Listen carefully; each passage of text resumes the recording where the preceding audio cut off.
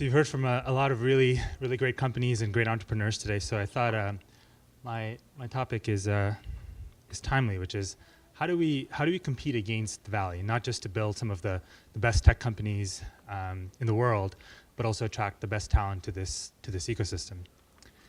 And as Alex mentioned, I actually moved back from the Valley to Toronto in 2014 to start Ritual.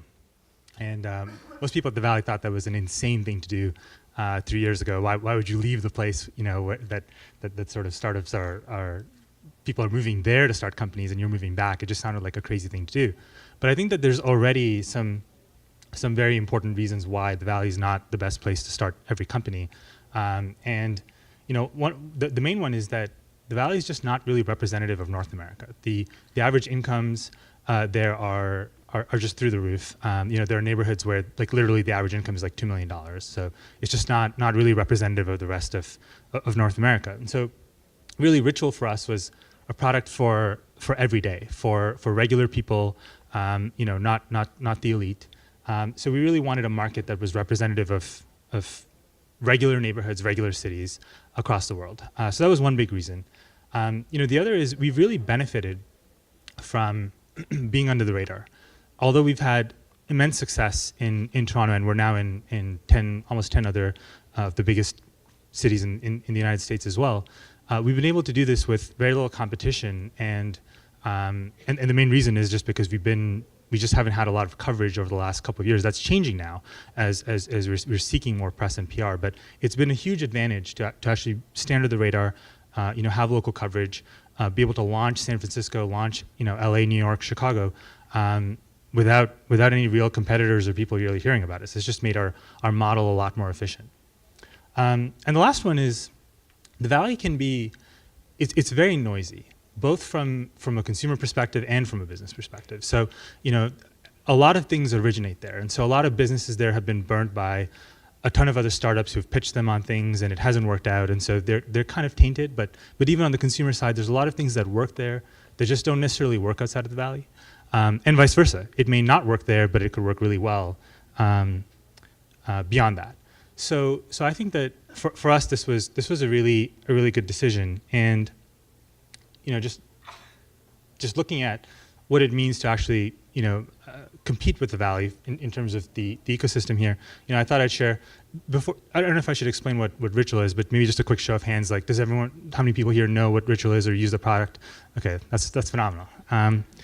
So I'll spare you guys the explanation of what our product does. But sorry, I'm going the wrong way here. Ritual is really a result of international inspiration. So, me and my two co-founders, we really learned the importance of mobile while working at BlackBerry in Waterloo. We spent 4 years at Google on the commerce team there and really saw how commerce was being transformed with technology.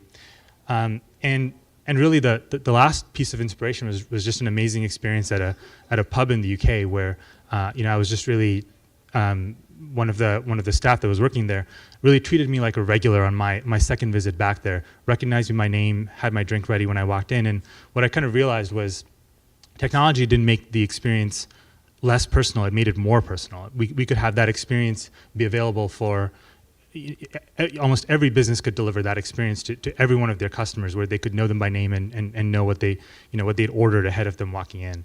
And so that's really what Ritual strives to do, which is take that experience and really make that relationship between people and businesses more personal, and make you feel like a regular wherever you go, even if it's a new city or a new spot you've never visited. That feeling of belonging.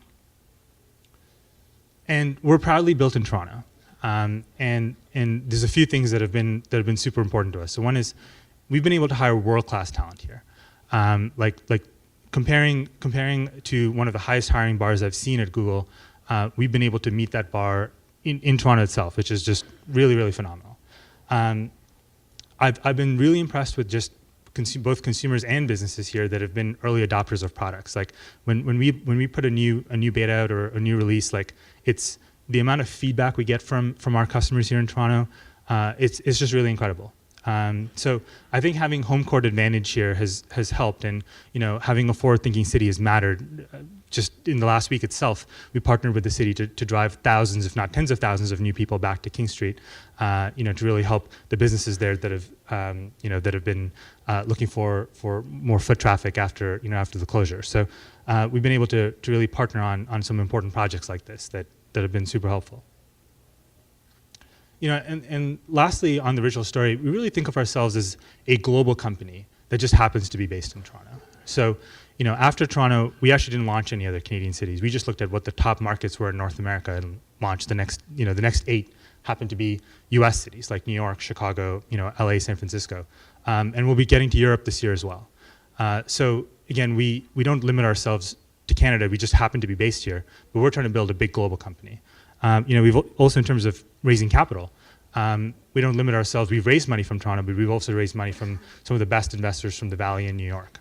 So we really look at a global scale. Where do we find the best people, the best investors, and go after the best markets that make sense? We just don't restrict ourselves to thinking about it as a Canadian problem. So I thought I'd just end with a couple of thoughts on how does Toronto really win here? How do we really build the best companies and attract really the best talent as it relates to the Valley, because we really are competing with that ecosystem. I think the first one is just recognizing that it's all about the ecosystem. That it's not, we as individuals or as companies, you can't win this game. It's the ecosystem that wins or loses. And there's a couple of things that I think matter. One is in terms of talent. So we've hired a number of people that have relocated back from the Valley or from other cities back to Toronto. And their biggest concern is not whether Ritual is a great company or not. It's what are the other options beyond that if this doesn't work out for some reason? And so in a strange way, we're actually not competitive here. The more big companies that exist in Toronto, the more options there are, the better it is as an ecosystem for us to bring talent back, right? So the ecosystem is everything. One interesting thing that after spending 4 years 4 years in the Valley, one thing that I realized was every meeting there ended in an interesting way. People in the Valley are not in it for themselves. Every meeting I had ended with, "And what can I do to help you?" And that's something that I haven't heard in most other cities that I've spent time with, where they're not looking for anything. It's not about what can I get out of it. It's a genuine interest in how to help founders and companies that you meet. And I think that's something that can go, I've seen that happen more in Toronto, over the last few years. But I think if there's one thing we can all take away from this, it's that if we do something for each other without any expectation of something being paid back to us, that's how we invest in the ecosystem, and ultimately that's how we win. And the second one was the whole Toronto versus Waterloo gap. This study was an Inc.com study that came out just a few weeks ago, I think. And this was one of the craziest things I've seen, which was Toronto ranks number 8, but just a few columns down, you'll see that Waterloo ranks as number 16. And this I think is one of the biggest problems we have right now. When you talk about Silicon Valley, they don't differentiate between San Francisco and San Jose and the Bay Area. It is one ecosystem. And the point here is that we're stronger together. So the only way that we win is if we bridge the gap between Toronto and Waterloo. There's an amazing talent pool there.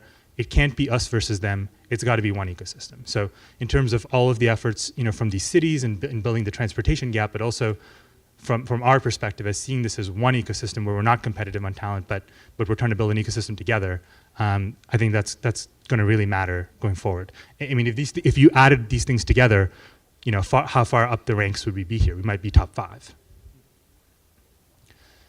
And the last one is the thing that ultimately solves all problems is just building big companies and building global companies, right? If there are more Shopifys and more big global companies based out of here, it just kind of solves everything. It solves the talent problem. It just bridges all of the gaps that we have, and ultimately that is the answer. So I think it was a speaker I think at the last Best of TechTO event, Michael Katchen, who talked about just building big and thinking really big and thinking global. And so I'd kind of end with that, which is that's something that we all have to do. Don't restrict ourselves to Canada. Build big global companies. That's it.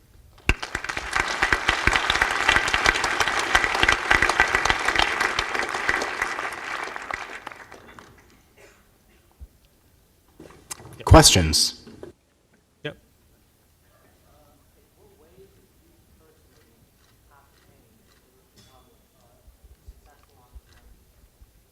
So I think the question was, in what ways do you have to change to be a successful entrepreneur? I don't think it takes any changes to start. I think that the changes all happen as you progress. And so I think that as as some of the other entrepreneurs here mentioned, I think it's really a journey over time. And there's a big difference between having 3 people in an office and what that takes from you as a leader versus leading a 20 or 30% team, or leading a Ritual's now 110 people, quickly going to 200. And the type of leadership and management that's required as you scale into the hundreds and thousands just requires you to keep reinventing yourself and focusing on what's important. So I don't think it's one thing. I think it's that's what makes this problem hard, is just when you get really good at what you're doing, the world changes and you have to fundamentally reinvent yourself. So it keeps you on your feet. Yeah. Hey, great presentation and great product.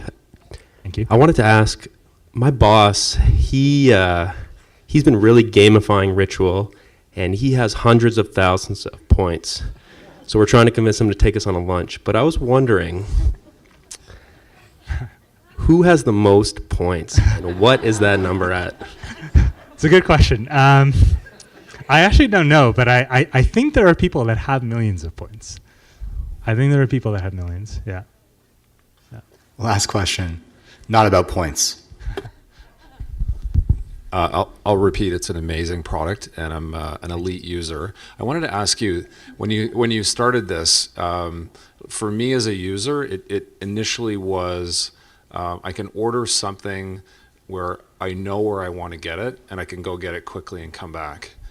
It's now become, at least to me, as more of a marketplace. It's actually where I look to decide, what am I going to eat today, right? And I've got 20, 30, 50 potential choices, and that then guides my decision, and inevitably to places I've never been before. Was that on your product roadmap, or did that just sort of happen over time as you saw what users were doing?